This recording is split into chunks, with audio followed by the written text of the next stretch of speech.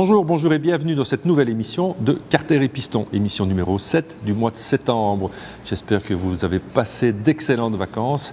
Évidemment, on est revenu aux affaires. Aujourd'hui, pour présenter cette émission, je me trouve dans la nouvelle concession Harley-Davidson de Liège, concession ouverte depuis une semaine et dont les propriétaires ont la gentillesse de m'accueillir leur jour de fermeture. Donc ça, c'est déjà une belle performance.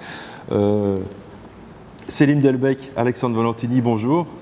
Bonjour. Vous êtes les nouveaux propriétaires, en fait de cette nouvelle concession Harley-Davidson de Liège, concession qui vient un peu combler un trou qu'il y avait dans le paysage, dans la géographie belge des concessions Harley-Davidson, puisque la plus proche c'était Namur et la suivante c'était Arlon.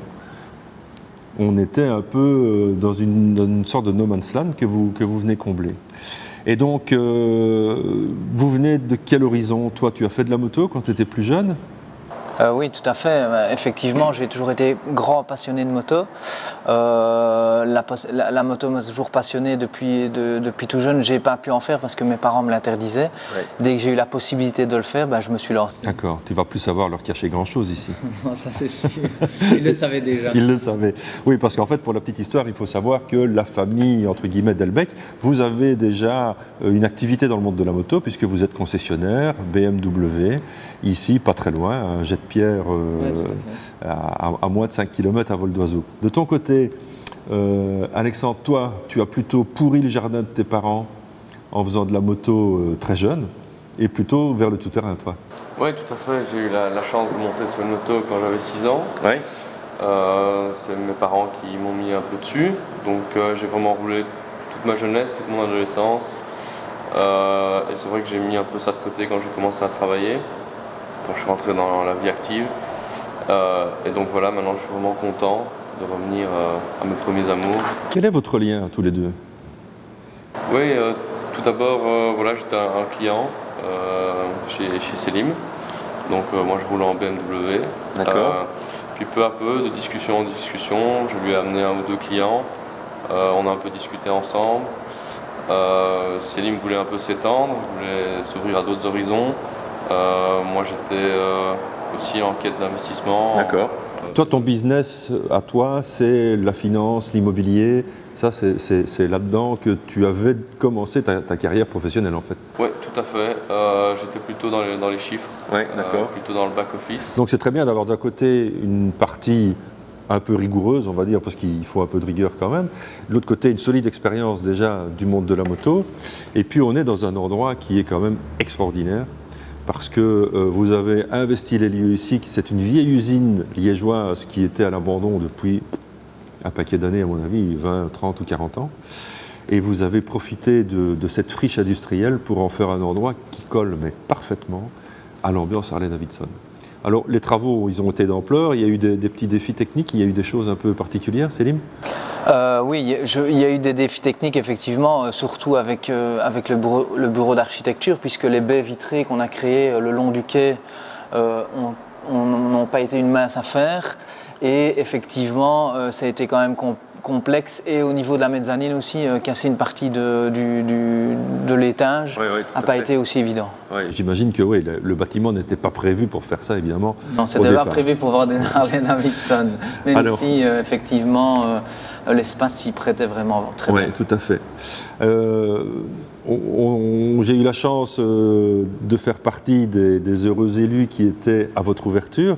On en voit d'ailleurs ici quelques images. Il y avait un monde fou. Je crois que Liège correspond parfaitement à la marque, parce que c'est une ville où les gens aiment se balader, aiment la joie de vivre, aiment rouler. Et de ce fait-là, la Harley-Davidson en fait correspond parfaitement, je trouve, à l'image du Liégeois. Je ne sais pas ce que vous en pensez, mais moi je trouve que c'est pas mal. Le Liégeois est un peu frimeur aussi parfois, hein, il faut bien l'avouer, non? Oui, je pense que le Liégeois aime les belles choses. En effet, on a eu beaucoup de monde lors de notre premier week-end. Ouais. Ça a été très bien reçu ici dans la région. Je pense que les gens étaient très contents. On s'est beaucoup investi dans l'endroit pour essayer de faire quelque chose de bien, et ça, les gens l'ont ressenti. Et je pense que les Liégeois en avaient un peu leur compte aussi de faire 1 heure de moto pour aller à l'entretien. Oui, évidemment, bien sûr. Ouais, tout à fait. Et donc là maintenant, forcément, vous êtes tous les deux aux commandes. On ne peut pas gérer un navire comme ceci à deux. Vous avez une équipe de combien de personnes qui vous entourent? On a 4 personnes en plus de nous, oui. Alex travaille full-time ici, le patron de ce navire justement, oui.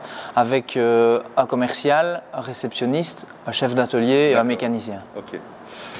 L'actualité Harley-Davidson est chargée parce qu'il y a des nouveaux modèles qui viennent d'arriver, dont cet FXDR qui est derrière moi, on en reparlera plus tard, mais aussi dans l'horizon 1 an, 2 ans, il y a beaucoup de choses qui se sont dévoilées dans les dernières semaines en allant de l'électrique à l'off-road. Et en fait, Harley-Davidson a l'air d'élargir beaucoup sa gamme pour essayer forcément de convaincre un plus grand nombre. L'électrique, il s'y était déjà essayé, apparemment ils reviennent avec une copie largement revue et corrigée. On se réjouit de voir ça évidemment en vrai. Pour vous, ça laisse des perspectives évidemment pas mal, parce que je crois que pour le moment, la gamme doit faire quoi? 30 modèles? 35 modèles. Oui, c'est ça, 30-35 modèles. Et on annonce presque une vingtaine de nouveaux modèles dans les 3 ans qui viennent, c'est ça? Ou je me trompe? Oui, avec des dérivés, mais oui, effectivement, on arrive à élargir la gamme. Maintenant, je pense qu'Harley-Davidson doit le faire. Je pense que d'autres marques s'y sont attelées, ont fonctionné en élargissant leur gamme et en amenant justement une nouvelle clientèle, parce que je pense qu'une marque, pour qu'elle fonctionne, doit garder son ADN, comme Harley-Davidson doit le faire, doit garder le cœur de la marque avec tous les modèles mythiques qu'on connaît comme la Fat Boy, mais aussi doit élargir son public en arrivant avec d'autres possibilités. Et je pense que l'électrique et bien d'autres comme la off-road ou même des véhicules roadster vont amener une solution et amener cette nouvelle clientèle. Mais on a une nouvelle génération de motards, évidemment. Je ne parle pas de moi parce que moi je suis dans les dinosaures, mais les nouveaux, ceux qui arrivent, qui s'intéressent à la moto, c'est un peu la génération plug and play.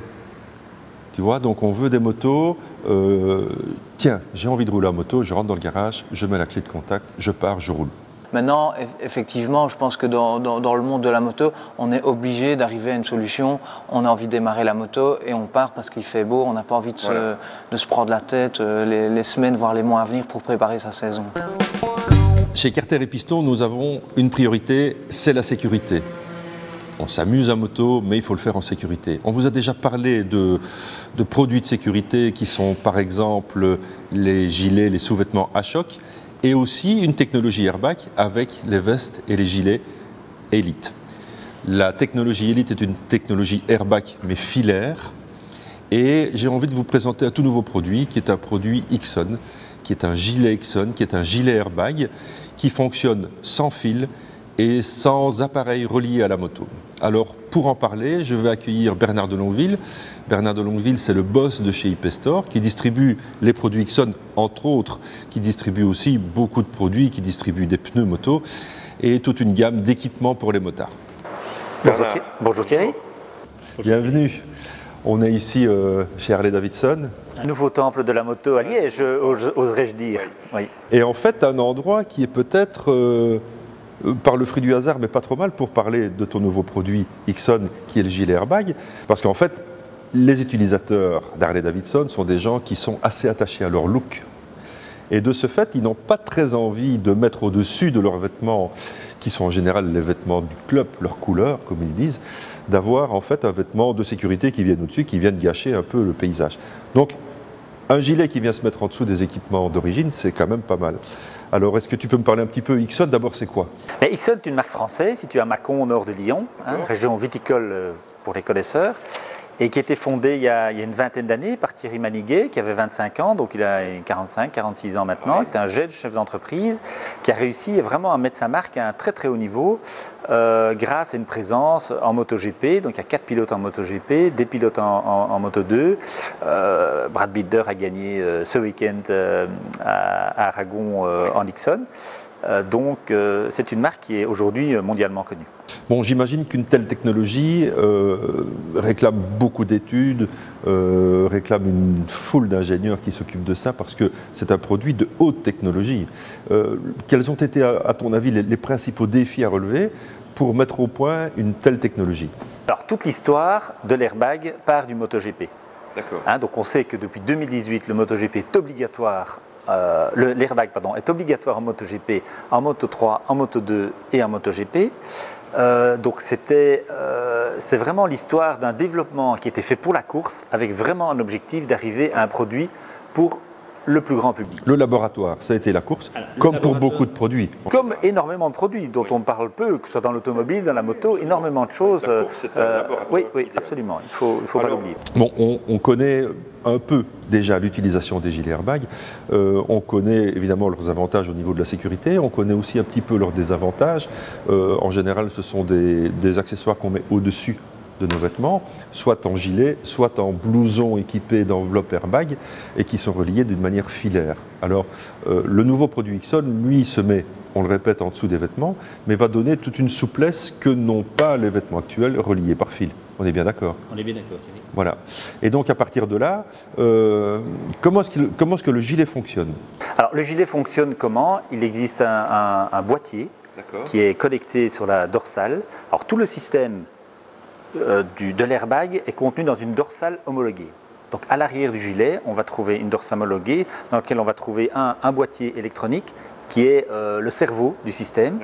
Dans le boîtier électronique, on aura un accéléromètre, ou plutôt un décéléromètre ici, parce qu'on va plutôt mesurer une décélération, un gyroscope qui est un outil de mesure de l'angle, et un GPS. Donc ces trois éléments ensemble, 1000 fois par seconde, vont analyser, vont combiner toutes leurs données et déclencher ou pas, la plupart du temps non, évidemment, d'analyser s'il y a lieu de déclencher l'airbag. Alors, pour bien que les téléspectateurs comprennent, en moyenne, entre le top de l'impact d'un accident et la rencontre de l'obstacle, la voiture ou le sol, il se passe combien de temps? Le plus mauvais cas de figure qu'on peut avoir en moto, c'est la voiture qui brûle une priorité, on n'a pas le temps de freiner, on est dedans. À une vitesse, je veux dire, normale, on ne parle pas de vitesse supersonique, à 90 millisecondes, le motard est dans le montant de la portière. 90 millisecondes. 90 millisecondes. D'accord. Donc ça, c'était vérifié en laboratoire avec des images prises milliseconde par milliseconde. Avec l'airbag Ixon, les fesses du motard n'ont pas décollé de 10 cm du siège que l'airbag a déjà gonflé. Quel est le temps de réaction du gilet? Alors, en 33 millisecondes, le gilet a détecté, enfin la boîtier électronique a détecté, ah ici je dois intervenir. Et en combien de temps se gonfle-t-il? 22 millisecondes. Ah oui, donc 55 millisecondes. Donc le motard a décollé ses fesses de 10 cm qu'il a déjà gonflé.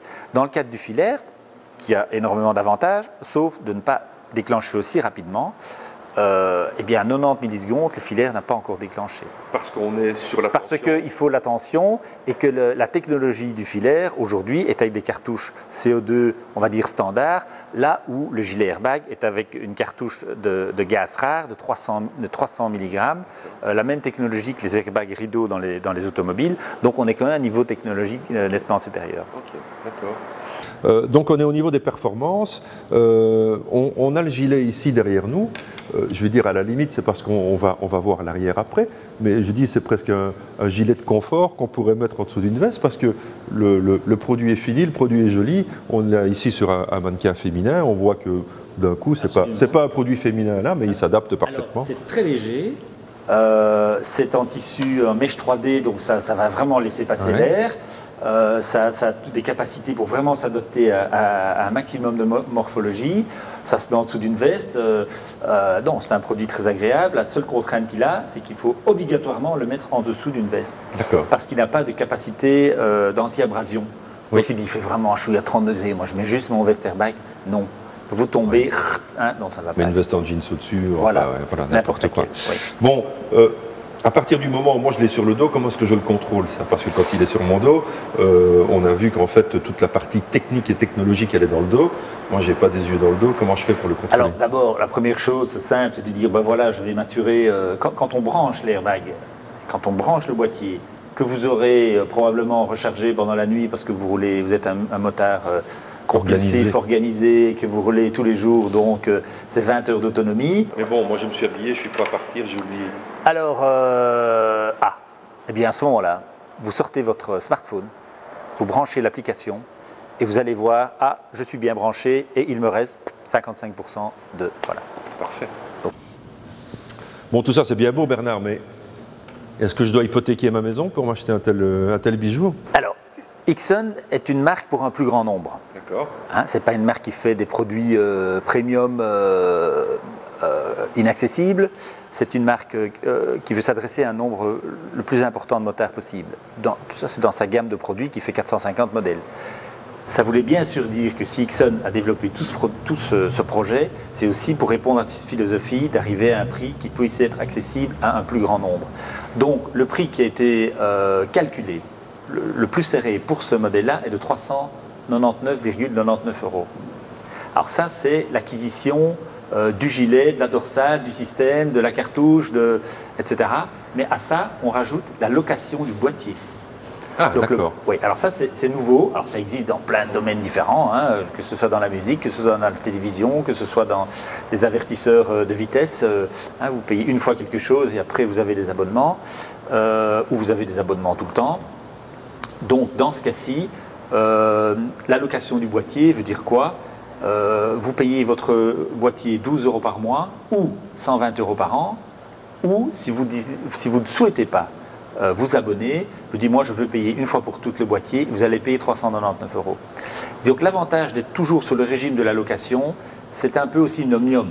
C'est-à-dire que vous avez un problème avec votre boîtier, voilà. On le remplace. Il est remplacé dans les 72 heures. Il y a un nouveau boîtier qui arrive dans 1 an, dans 2 ans, dans 3 ans, avec une batterie plus performante par exemple. Eh bien, vous pouvez avoir un nouveau boîtier. Ok. Tu m'as presque convaincu. Mais j'aimerais quand même bien le voir fonctionner. Eh bien, on va faire ça, Thierry. Allez. Alors, on a un petit kit de démonstration. Je ne vais pas te demander de monter sur une moto et de chuter. Hein. On va faire ça. On va trouver un volontaire et on montrera aussi les différents détails du gilet. D'accord. Bon, Alex, tu es prêt? Ouais. Donc, tu as mis la sous-veste. Déjà, au niveau confort, est-ce que... Non, aucune gêne. Ouais, voilà. Et là, tu as un vêtement moto, évidemment, Harley-Davidson. Et donc, ici, on a une petite application via le smartphone qui permet de déclencher à distance pour faire justement une démonstration et voir un peu le ressenti. Donc, Bernard, quand tu es prêt, notre victime est prête. Es-tu prêt? Je suis prêt. Donc maintenant, on va l'ouvrir. Ok, voilà. On va enlever la veste. Il commence à se dégonfler. Oui. Hein, bon, ici, on est dans une version démo, donc ce n'est pas le cas. Et donc, on voit évidemment ici toute la cage thoracique qui est parfaitement protégée, l'abdomen. Cette partie-ci qui va en fait soulever le casque et protéger les cervicales. Et va empêcher le casque de pivoter. Voilà, hein, ok. sauf vers l'avant, mais tous les autres mouvements sont limités. Et alors, en fait, ici à l'arrière, on a toute la partie lombaire qui est absolument protégée, quoi. Ouais, c'est quand même pas mal. Et donc, on se rend compte qu'en fait, le vêtement est entre guillemets transparent dans son utilisation courante, c'est-à-dire 99,99% des cas, on se balade, on a mis la veste qu'on a envie de mettre. Qui est de toute façon une dorsale que n'importe quel motard va de toute façon mettre. Voilà, de toute façon. Et puis, voilà, en cas de mauvaise rencontre ou de petits soucis, on a quand même quelque chose qui, franchement, on a quelque chose qui protège toutes les parties vitales du corps, donc c'est vraiment pas mal. Alors, sur la version client, on va dire ça comme ça, à partir du moment où le vêtement s'est gonflé, progressivement, il se dégonfle. Après 10 secondes, il commence à se dégonfler, et après une minute, il est pratiquement dégonflé. D'accord, ok. Donc voilà, si vous voulez avoir des renseignements un peu plus concis que ceux-ci, alors que c'était déjà bien complet, je vous conseille d'aller jeter un petit coup d'œil sur www.airbag.be qui s'affiche ici en dessous de l'écran pour le moment, et pour trouver également la liste des points de vente où vous pourrez vous procurer ce produit. Bon, voilà un gilet de sécurité Ixon, moi, que je trouve vachement intéressant, parce qu'on peut le mettre en dessous de n'importe quoi. J'ai envie de rouler avec ma chemise à carreaux, je roule avec ma chemise à carreaux, mais je suis quand même vachement bien protégé.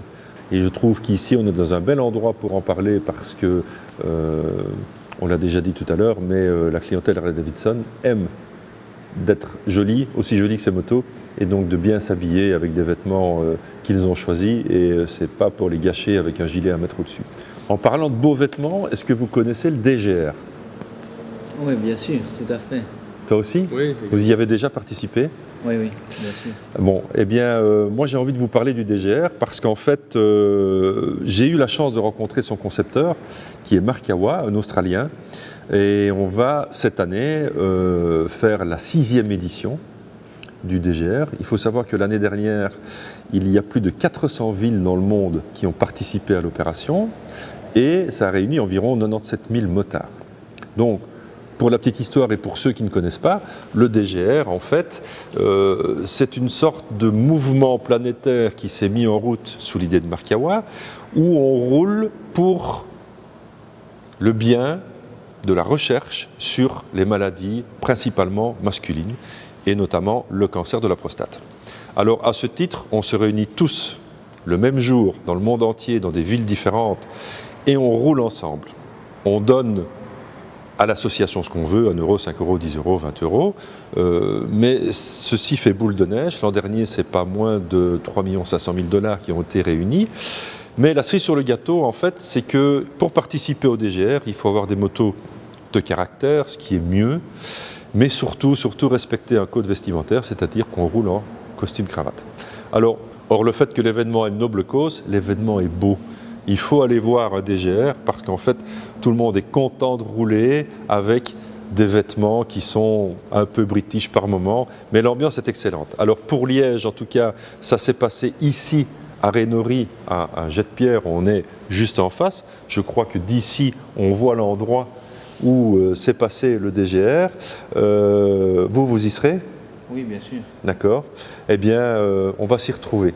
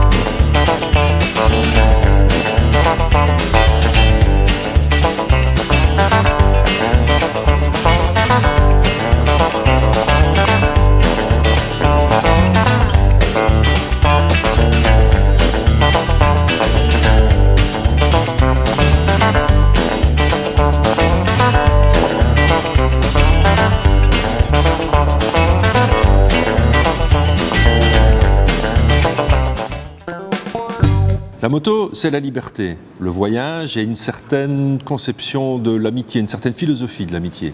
La moto, ça se partage.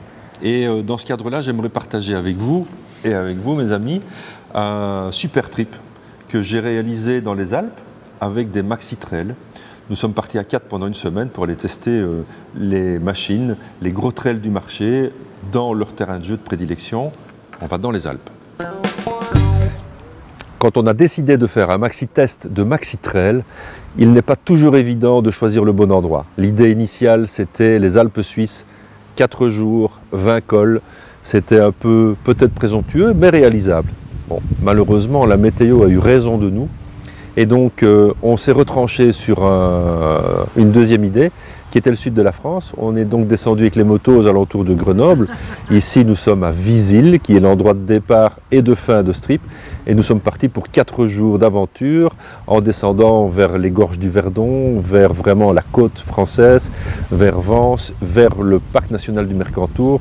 On a fait un trip de 1060 km que par des départementales, avec, à mon avis, 30 ou 40 mètres de ligne droite par jour, maximum. Le reste, ce n'était que du virage, de l'ascension de col et des descentes. On s'est régalé. Nous avons donc mis en présence les 4 maxi-trails du marché.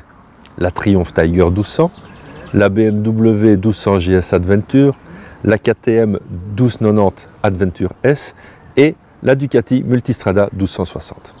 Les 4 maxi-trails du marché avec lesquels il est possible de pratiquement tout faire. Mais ça, on va y revenir un peu plus tard. Et c'est ce qu'on voulait. On voulait voir si ces motos étaient prêtes à tout faire. Et donc, nos 4 essayeurs moi en l'occurrence, mais surtout... Bonjour, Fred Kruger, master bricoleur de profession. Albert Alberti, grand consommateur du custom. Denis Bonsir, trialiste à l'ancienne. On s'est régalé pendant 4 jours, vous faire partager ces moments un peu magnifiques et surtout les paysages extraordinaires que nous avons traversés, pour preuve qu'il n'y a pas besoin d'aller très loin pour se faire plaisir.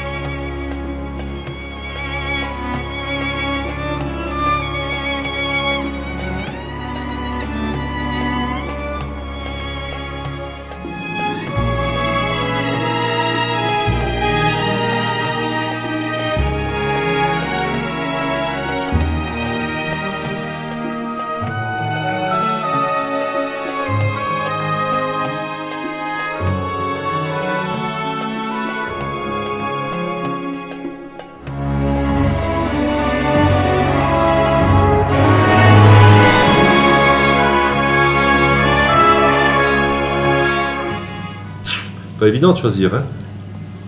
C'est même très compliqué. Ouais. Parce qu'elles ont toutes des qualités. Hein, la KTM par exemple. C'est le meilleur moteur, c'est celle qui arrache le plus les bras. Ouais. Évidemment, c'est pas forcément le plus intéressant pour faire de longs trajets ou de la balade plus coulée, plus confort. Tu es d'accord sur la remarque du moteur? Oui, tout à fait. Ça... Toi, tu as roulé beaucoup avec la KTM. Moi, j'ai bien aimé la KTM. Ouais. Ça arrache fort, le moteur très très bon. Ouais. Moi, j'ai trouvé effectivement que le moteur était vraiment incroyable. Ça pousse, ça part, la boîte suit, c'est vraiment pas mal. Et toi, Denis, tu as de manière personnelle, tu as une Ducati Multistrada, et là tu as roulé pas mal sur la nouvelle. Moi j'ai une Ducati Multistrada et j'ai roulé sur la Multistrada 1260. J'ai trouvé que c'était vraiment sympa. Mais aujourd'hui j'ai roulé avec la KTM et je dois dire que là, c'est pas mal non plus. Elle rallie les suffrages cette KTM quand même. Hein. Bon, maintenant, elle a des qualités routières et dynamiques qui sont incontournables et vraiment au top. Maintenant, c'est une moto qui n'est pas bonne pour tout faire. J'ai l'impression que ce sera à mon avis la plus agile en tout terrain parce qu'elle est un peu plus fine, plus légère et pour ça à mon avis elle va battre les autres. Maintenant moi je l'ai trouvée pas très confortable. Non, la selle est dure. La selle est dure. Alors bon, au niveau confort, au confort à bord, voilà. Que ça soit le confort selle, position de conduite, lisibilité du tableau de bord et vie à bord, voilà, vie à bord. Première place BMW, deuxième Triumph, je dirais. Ouais. Bah moi Triomphe, Ouais. deuxième BM, Triomphe. Ouais. Tout est à sa place, c'est super agréable. Le seul petit reproche qu'on pourrait lui faire, bah, évidemment le bruit des pneus. Pourquoi moi la BM?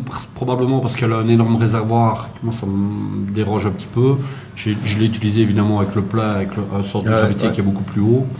Et pour moi le gros point négatif, pour moi en tout cas pour dans l'école et quand on a un peu des chemins rocaillasses ou quoi, c'est qu'on a les 2 cylindres qui sont pas au bon endroit. Ouais. Je peux pas mettre mon pied à l'intérieur. Ça c'est tes habitudes de crossman. Voilà, maintenant je pense que les 4 motos sont très bonnes, mais on a chacun nos petites habitudes, de rouler, petits détails, oui. et elles sont toutes les 4 exceptionnelles. Et maintenant voilà, on discute sur des petits détails. C'est un essai maxi trail, mais dans ces 4 motos, il y a quand même une qui n'est pas vraiment trail, qui est vraiment devenue une routière, c'est la Ducati Multistrada. On a fait une petite incursion en off-road. La Ducati, elle s'arrête au goudron, elle n'ira pas plus loin. D'abord, elle a une petite roue de 16 à l'avant, 17, pardon, une petite roue de 17 à l'avant. Eh les gars, c'est pas possible avec cette moto pour moi. Qui la rend évidemment très maniable, mais qui lui pose évidemment de gros problèmes dès qu'on est en tout terrain. Donc pour moi, c'est la moins trail. Ouais. Et au niveau routière, c'est une très bonne routière. Pour moi, la moto est un peu petite et un peu basse de celle. Je suis un peu plié dessus. Et des 4, c'est celle qui offre le moins de protection. Le pare-brise est petit et en cas d'intempérie, il ne protège pas beaucoup. Pour moi, la meilleure protection, je crois que c'est la BM qui a le pare-brise le plus large. Ensuite, c'est la Triumph avec ce confort génial du pare-brise électrique quand même, parce qu'on se rend compte qu'il y a des réglages à faire et qu'à ce moment-là, on a une protection plus efficace. Et la KTM est juste dans la bonne moyenne aussi. Moi je trouve que la KTM est très similaire au niveau maniabilité à la Ducati, malgré qu'elle ait une roue de 19 je pense, la KT. On est quand même relativement très léger devant. On est un peu moins positionné type super motard que la Ducati, mais on reste dans le même niveau de légèreté au niveau utilisation, ce qui n'est pas du tout le cas de la BM et de la Triumph, où on sent qu'on a une moto qui paraît quand même plus lourde, probablement le sort de gravité plus haut, et le fait évidemment très important, pouvoir arriver à mettre ses pointes de pied par terre et ne pas se faire embarquer par le poids. Ce qui se ressent beaucoup moins sur la Ducati et sur la KT. Forcément, parce qu'elles sont un peu plus basses. Tout à fait. Par contre, au niveau utilisation, au niveau confort, par exemple de la boîte, elles sont toutes équipées d'un shifter. Une fois qu'on est dans les tours, elles fonctionnent toutes bien. Avec celle qui fonctionne le moins bien pour moi, à mon avis, c'est la BM. La Ducati et la KTM, une fois qu'on est dans les tours, il suffit de lécher le sélecteur, ça monte, on perd un minimum de saut. Et on mettrait peut-être un tout petit peu en retrait la Triumph qui te donne un petit à-coup au passage. Sauf qu'elle marche sur tous les régimes. Voilà, on est bien d'accord. Mais ça a une plage d'utilisation plus longue et à partir des bas régimes, on peut utiliser le shifter sur la Triumph, ce qui est presque impossible sur la BM. Alors, est-ce que c'est une question de réglage? Je ne sais pas. On posera la question, mais en tout cas, la constatation qu'on fait maintenant avec les motos à notre disposition, c'est ça, quoi. Parce que quand on prend les tableaux de bord de toutes ces machines, ça déborde d'électronique et de réglage. Je trouve qu'on est un peu trop loin. Il y a un peu trop d'informations, c'est un peu compliqué. Bon, évidemment, on passe d'une moto à l'autre. Quand on a sa moto personnelle, on s'habitue aussi. Mais bon, ne fût-ce que ces blocs guidons électriques. Mais on regarde beaucoup les données sur le. Oui, c'est un peu perturbant. On n'a pas besoin d'avoir toutes ces informations-là. À la limite, on devrait avoir accès aux informations à l'arrêt. On règle sa moto. Mais commencer à régler ses suspensions, ses modes de conduite, l'agressivité, enfin tout ce qu'on peut faire sur ces motos-là en roulant. Moi, je trouve que c'est pas une bonne idée. Alors, qu'est-ce qu'on fait pour contrecarrer ça? On met des tableaux de bord énormes en TFT. Ben non, qu'on arrête d'avoir accès à ces modes de conduite quand la moto roule. Voilà. Et donc, Denis et moi, on est un peu plus convaincus du concept du trail, parce que toi, tu en as une, moi, je roule aussi avec ça depuis pas mal d'années. Par contre, toi, Fred, Et toi, Albert, vous étiez à l'opposé. Toi, tu es dans le monde du custom depuis des années. Tu fais beaucoup de kilomètres tous les ans, mais tu roules principalement Harley depuis 15, 20 ou 30 ans, peut-être même plus. Je ne veux pas dévoiler ton âge. Merci. Et toi, Fred, toi, tu es plutôt aussi dans le custom, la construction. Tu prends des petites motos plaisir, ou alors c'est des motos pour t'amuser pendant 1 heure, mais te lâcher complètement. Et puis là, tu découvres un nouveau monde. Alors, est-ce que tu te dis, tiens... peut-être pas passer à l'achat, mais je pourrais quand même envisager de temps en temps de partir une semaine en vacances avec une moto. Je trouve incroyable la polyvalence évidemment des motos. Moi je mets un petit bémol sur la KTM parce que pour moi la KTM c'est un pouce au crime. Quand on monte dessus, on a envie qu'une chose, c'est de mettre les gars, faire du wheeling, venir en glisse tellement que le moteur est agressif. Maintenant il faudrait vraiment... Maintenant j'adore les trucs qui marchent, c'est le cas de la KT, mais dans l'idée, on se dit on fait des cols, on fait des traversées, on fait des kilomètres. Je trouve c'est un petit peu trop. Ouais, en changeant les modes de conduite. Maintenant, peut-être qu'en changeant les modes, il y aurait moyen de mettre un mode nettement moins agressif, mais je pense que c'était pas. Ou alors le mettre peut-être en mode pluie, ou ça je n'ai pas essayé. Confort. Mais en normal, je trouve que c'est. Il faut se contrôler, hein, Fred. Ouais. Oui, mais c'est ça la difficulté. C'est ça, c'est compliqué. Surtout sur les routes qu'on a pratiquées. On a fait des routes extraordinaires. Et quel bonheur. C'était que du bonheur. Oui, parce que vraiment, on est passé dans des endroits assez incroyables. On se dit, comment est-ce qu'on peut encore trouver des routes comme ça alors qu'on est finalement à une grosse journée de route de chez nous. Et pas besoin d'aller de l'autre côté de la Terre pour se trouver des paysages fabuleux. Absolument. Toi qui as pratiqué beaucoup les États-Unis, à un moment donné, on s'est arrêté et on te l'a dit. Albert, on est aux États-Unis ici. Alors Albert, autre chose que les États-Unis, ça, hein? Ça, on est presque pareil, parce qu'il y a des paysages extraordinaires et je me sentais à un moment donné en Amérique. Oui, franchement. La roche était Canada, rouge. Amérique, je me sentais vraiment là-bas. Hein. Ah oui, c'était vraiment... Je reste bouche bée. Il y a de la zone ici, hein? Ah là, ici, il y a de quoi faire, hein? Alors? C'est que du bonheur. Incroyable. Et quand je vois la qualité des asphaltes, je me dis que les Français doivent payer vraiment beaucoup de taxes. Ou alors, peut-être qu'elles sont mieux utilisées que les nôtres, tu vois? Très probablement, oui. Je crois que l'argent de l'automobile est un peu détourné, tu vois? Parce que, en fait, le concept du trail, chez nous, il faut pratiquement l'imposer parce que c'est des motos qui filtrent beaucoup les inégalités de la route, hein.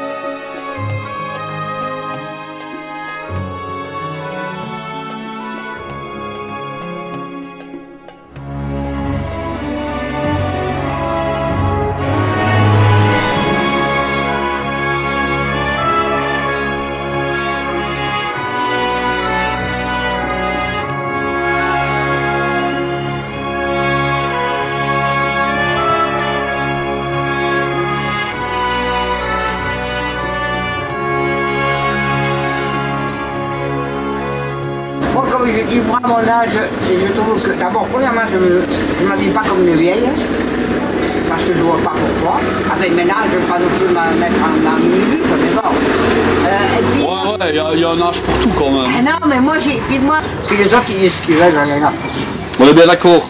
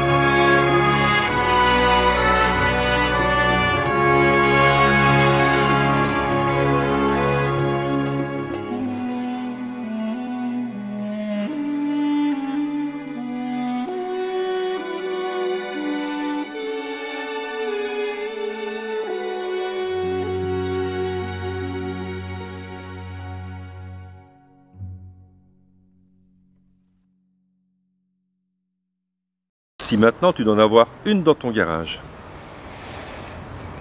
Oui. C'est compliqué, hein? C'est compliqué, effectivement. Ouais. Parce qu'elles sont toutes les 4 exceptionnelles. Maintenant, ça se joue vraiment à des petits détails, plutôt des questions d'ergonomie, d'utilisation ou de type d'utilisation. Si on doit vraiment rester dans le carcan trail et l'utilisation qu'on a fait pendant les 4 jours ici, moi je choisirais sans hésiter la Triumph. Ouais. Si on doit par exemple faire caprod, quelque chose d'un petit peu plus typé course, la KTM, majoritairement grâce à son moteur qui est ultra performant et beaucoup plus agressif. Mais dans ce cas-ci, je reste évidemment branché sur la Triumph. D'accord. Si tu devais prendre une de ces 4 motos pour mettre dans ton garage, tu prendrais laquelle? Disons, j'étais bien sur les 4. Une qui était plus pour moi, c'était la KTM. D'accord. Je me sentais à l'aise. À la taille de la moto? À la taille de la moto, à la hauteur. D'accord. Et je me sentais à l'aise dans le virage, je me sentais bien avec. D'accord. Ouais. Donc, ça fait déjà 2 avis différents sur 2 pilotes différents. Ouais. Ça, j'aime, parce que ça veut dire qu'on a bien analysé les motos et on les a bien choisis. Donc, toi, la KTM dans le garage. Toi, ton idée du trail, c'est quoi?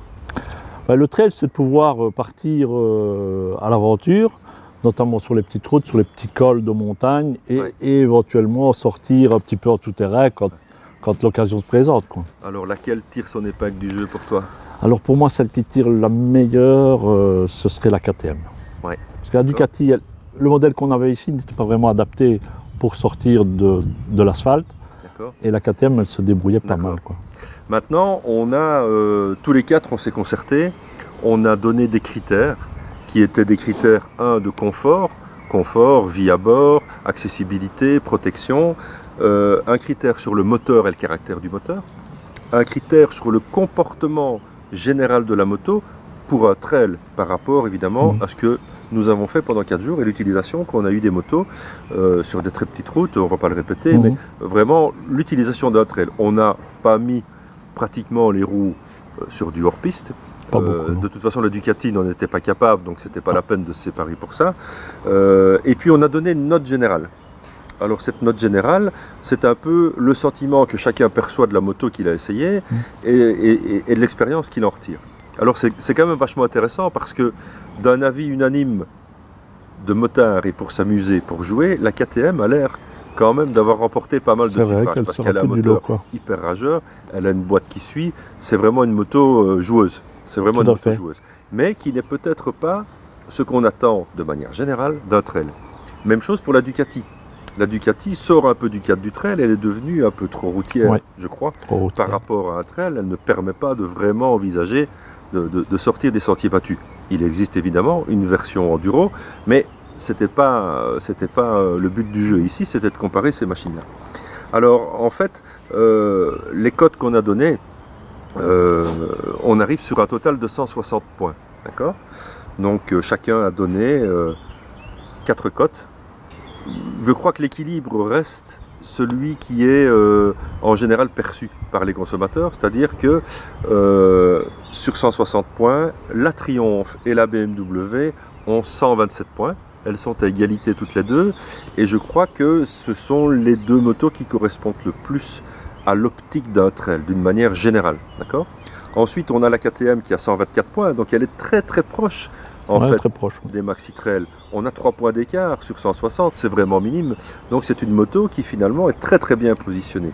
Alors on a un peu en deçà la Ducati parce qu'on l'estime un peu trop routière par rapport aux autres. Maintenant, elle est un peu moins confortable, je trouve, mais surtout pour des gabarits comme le mien, parce que moi je suis un peu trop plié sur cette moto.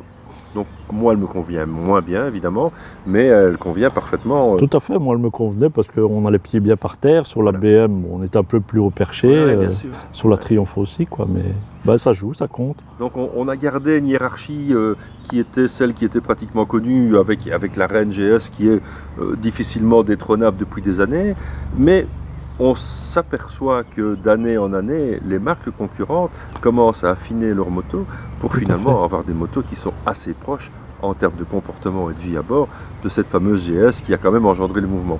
Et pour moi, je crois que la bonne surprise vient de la KTM. Ouais, c'est ça. Donc il faudra faire un jour un test vraiment hors piste, hein, lors d'un trial ou quoi, on va essayer. Ça va être compliqué avec ces modèles. Avec ces modèles.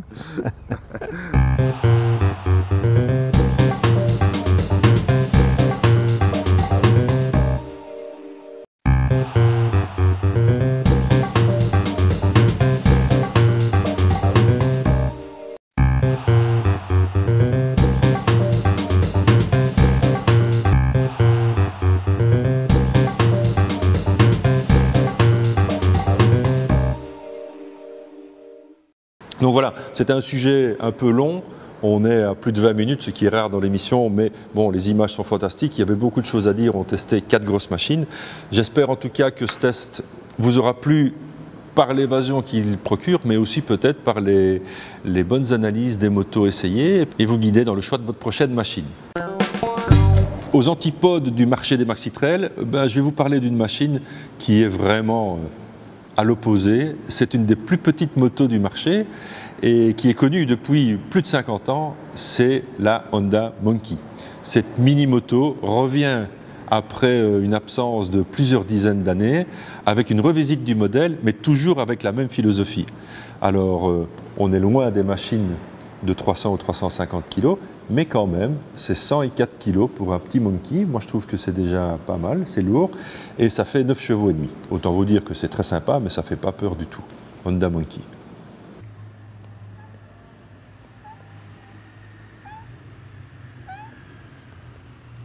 Vous en avez marre de pédaler? J'ai peut-être une solution pour vous. La nouvelle Honda Monkey. Alors quand je dis nouvelle, c'est pas vraiment une nouvelle moto, parce que en fait c'est un concept qui date des années 60, moto qui a fait fureur sur les plages américaines et qui est un symbole des 70s, moto qui a terminé aussi pour pas mal de propriétaires à l'arrière des camping-cars, parce que c'était l'outil idéal quand on s'arrête quelque part pour aller faire ses petites courses. Le concept est resté le même. Cette moto est toujours petite, même si elle a pris un peu de volume par rapport à son aïeul. C'est un 125 cm3 qui délivre 9 chevaux 4 pour un poids de 107 kg. Bon, on n'est pas sur un foot de guerre, soyons clairs, mais c'est une moto de loisir qui vous permettra de sortir des sentiers battus, d'aller à la plage, mais aussi d'en faire peut-être une excellente citadine ou une excellente petite moto pour aller à l'école. Elle est munie évidemment des aménagements modernes, c'est une moto qui est équipée d'énormes roues, évidemment au niveau moteur, mais aussi d'un ABS. Donc maintenant, il faut savoir qu'il n'y a plus de motos qui sont homologuées sans ABS, et c'est une excellente chose. Donc voilà, ce petit Honda Monkey a gardé cette petite bouille super sympa.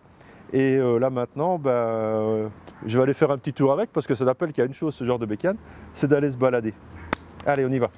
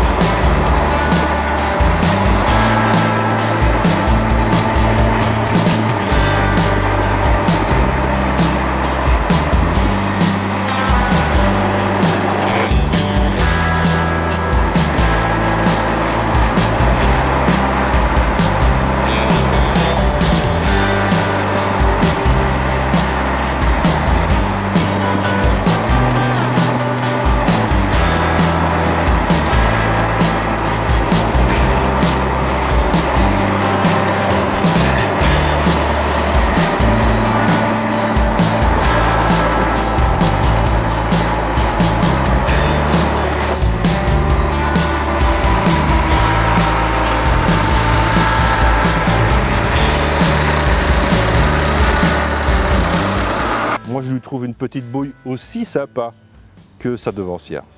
À vous de juger.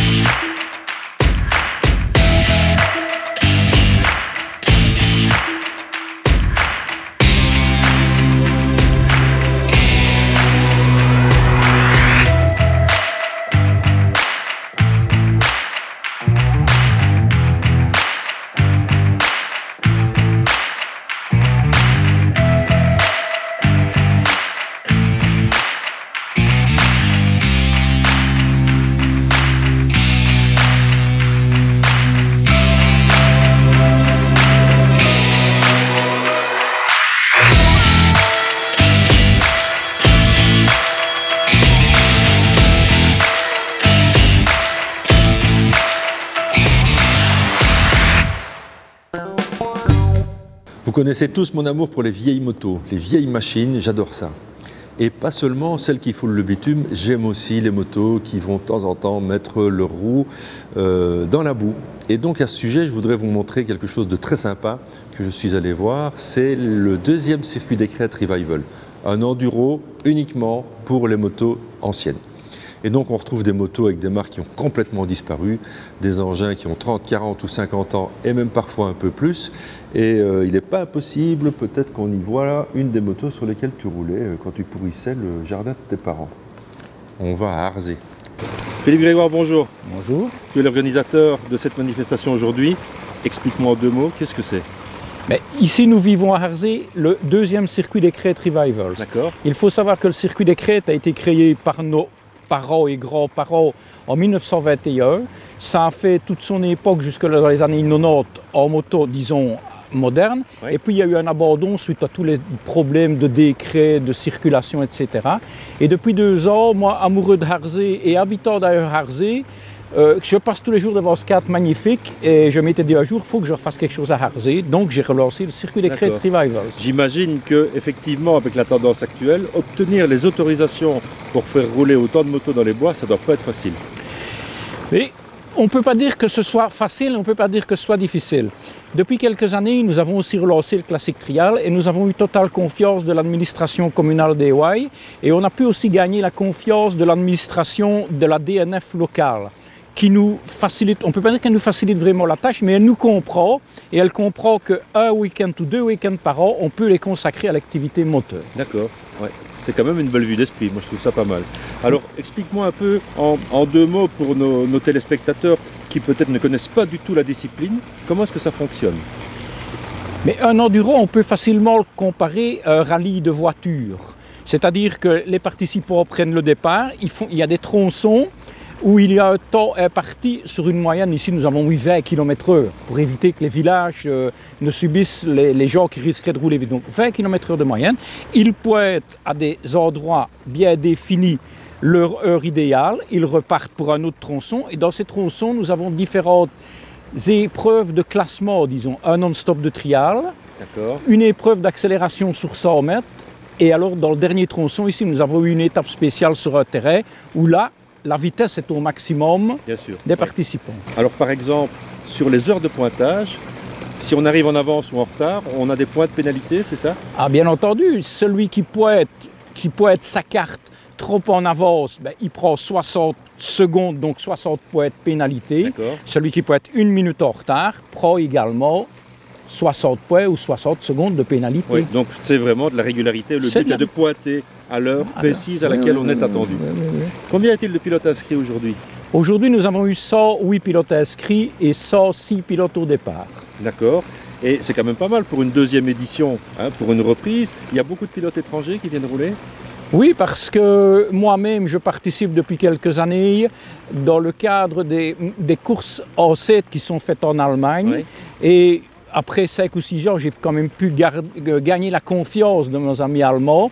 Et la preuve, c'est qu'aujourd'hui, sur 100 pilotes, il y a 45 pilotes allemands. Oh, pratiquement la moitié du plateau. On a vu quand même des machines incroyables. Il y a des gens qui viennent avec des flat twin, des BM. C'est quand même pas l'engin le plus maniable pour rouler dans nos forêts. Non, c'est pas l'engin le plus maniable, mais il faut quand même savoir que la véritable finalité de l'enduro, c'est quand même les 6 jours internationaux. Oui. Et dans ces 6 jours internationaux, peut-être à l'heure actuelle n'existe plus la catégorie, mais on a eu une catégorie plus de 750 cm3, dont les BMW étaient les motos. L'usine BMW n'a jamais engagé dans le championnat d'Europe d'enduro et dans les 6 jours que des flat twin. Ouais. Donc l'histoire revient, donc c'est bien. J'ai vu que des passionnés, moi, parce que ce matin j'ai parcouru le parc fermé, on voit des motos extraordinaires qu'on n'a plus l'habitude de voir, et surtout des marques complètement oubliées, du SWM, du Maiko, du CZ. C'est quand même des choses qu'on ne voit malheureusement plus, et c'est un vrai bonheur de voir des passionnés qui en prennent soin, les remettent pratiquement à neuf, et quand ils montent sur la moto, ils ont le souffle. Bon Philippe, écoute, je te souhaite que la journée se termine comme elle a commencé, c'est-à-dire magnifiquement bien. On est au mois de septembre, il fait un soleil radieux. Je crois que tous les gens que j'ai vus jusqu'à présent, ils s'amusent. Quelques-uns malheureusement cassaient de la mécanique, ça fait partie de la dure loi du sport mécanique. Et donc on se retrouvera certainement pour les éditions ultérieures. Et déjà on se donne rendez-vous pour le Trial d'Ewaye. Si Dieu le permet, si Dieu me prête vie jusque-là, je serai là. Sacré Philippe. La nouvelle FXDR qui est derrière moi, c'est une des nouveautés. Une des nouveautés de cette fin d'année chez Harley-Davidson. Harley a la gentillesse d'en mettre une à ma disposition, donc je vais avoir la joie de l'essayer. Mais un de vous deux a déjà roulé avec ? Ouais, moi j'ai déjà essayé. Ah, tu l'as déjà essayé toi ? Ouais, super machine, moto assez musclée, un peu basée sur les courses de dragster en moto qui font aux États-Unis, tout à fait. Et super agile et 160 Nm sur la roue arrière, ça déménage. Ah oui, ça envoie. Bon, d'ailleurs, la taille du pneu fait que ça peut encaisser ce genre de performance. Maintenant, position de conduite pour toi, cool. Oui, maintenant une position de conduite assez agressive, donc peut-être pas sur longue distance, mais vraiment typique Harley et vraiment dans la mouvance du type muscle car. Écoutez, moi je vous propose l'essai de ces FXDR que j'ai eu l'occasion de découvrir pendant près d'une semaine. Plutôt étonnante et par son look et par ses performances. On y va.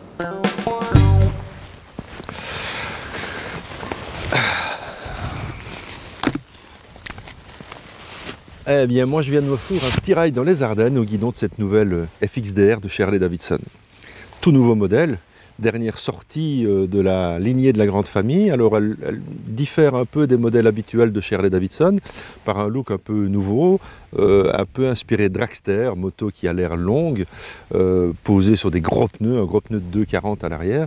Et en fait, cette machine... elle sort un peu du lot chez Harley-Davidson et s'adresse, à mon avis, peut-être à une nouvelle clientèle, mais suite à cet essai, je peux vous dire qu'elle pourrait aussi convaincre les amateurs de la marque. Alors, d'entrée de jeu, quand on la voit à l'arrêt, je le répète, cette moto est longue, elle est posée sur des gros pneus, on a une roue de 19 à l'avant, et de ce fait, on peut préjuger une moto un peu lourde, pataude. La moto fait 289 kg, donc on démarre un peu sur des œufs parce qu'on ne sait pas exactement comment la moto fonctionne et on est très vite rassuré. Dès les premiers tours de roue, en fait, cette moto a un centre de gravité très bas, on le sent tout de suite. La hauteur de selle est à 720 mm, ce qui fait que tout le monde y trouvera son compte en termes de hauteur de moto. Mais cette moto, tout de suite, roule toute seule. Elle est facile et on pourrait croire un peu de lourdeur dans le train avant avec la route 19. Et bien, dès qu'on est sur les routes un peu ouvertes et qu'on enroule, cette moto est facile, instinctive. Le châssis suit, même quand on force un peu l'allure. Je me suis rendu compte que la garde au sol est largement suffisante, bien posée sur son pneu arrière de 240. La roue avant donne quand même une maniabilité plus que satisfaisante à la moto. On a des bons freins, on a un très gros bras oscillant à l'arrière qui donne beaucoup de rigidité à l'ensemble. Donc c'est vraiment une moto qui est faite pour s'amuser, on n'exagère pas, c'est une moto de pratiquement 300 kg, donc on est vite embarqué en cas de vitesse un peu excessive dans les virages. Ensuite, on prend beaucoup de plaisir, on met une petite réserve évidemment en cas de chaussée un peu déformée, comme malheureusement c'est souvent le cas dans nos Ardennes. Là, évidemment, le débattement des suspensions fait qu'on est un peu plus secoué, mais ça reste tout à fait gérable. Alors à son guidon, bien moi j'ai trouvé du plaisir aussi parce que la position de conduite est sympa. On est évidemment sur une Harley, on a un peu les pieds en avant, mais on a un grand guidon qui donne de la maniabilité. Forcément, on prend pas mal le vent, mais c'est une moto qui n'est pas faite pour rouler à 150 ou 200 km/h. C'est une moto pour le plaisir. Et le plaisir en Harley-Davidson, c'est aussi de profiter du moteur. Le moteur, c'est le Milwaukee 8 qui fait 1858 cm3, 160 Nm de couple. Inutile de vous dire qu'on ne change pas de rapport continuellement. Cette moto enroule et dès qu'on est sur les petites routes, on reste en 4 ou en 5. Et à la sortie de virage, on ouvre et les deux grosses gamelles envoient évidemment tout ce qu'elles ont dans le ventre et c'est vraiment très plaisant. Boîte 6 rapports avec une 6e qui est un peu overdrive. Et donc voilà une moto plaisante qui sort un peu du concept Harley-Davidson habituel, rappelons-le, mais dans les dernières semaines, Harley-Davidson nous a fait quelques surprises sur sa vision à 2 ou 3 ans, avec quelques modèles qui vont vraiment venir révolutionner un petit peu la famille et le monde Harley-Davidson, avec évidemment la sortie de la moto électrique qui devrait être là en été 2019, mais il y a aussi la présentation de la Pan America qui est en fait un trail sur une base Harley-Davidson évidemment, donc assez particulier. On se réjouit de tester ça. C'est peut-être une alternative intéressante à certains gros trails que vous avez vus dans le test précédent. Alors pour revenir au test précédent des trails, vous avez vu qu'on était un petit peu entre deux eaux au niveau de notre avis sur les écrans TFT. Eh bien en fait ici on est tout à l'inverse, l'écran est minimaliste. Qu'est-ce qu'on a comme information? On a la jauge à essence, le rapport engagé, la vitesse à laquelle on roule et l'heure.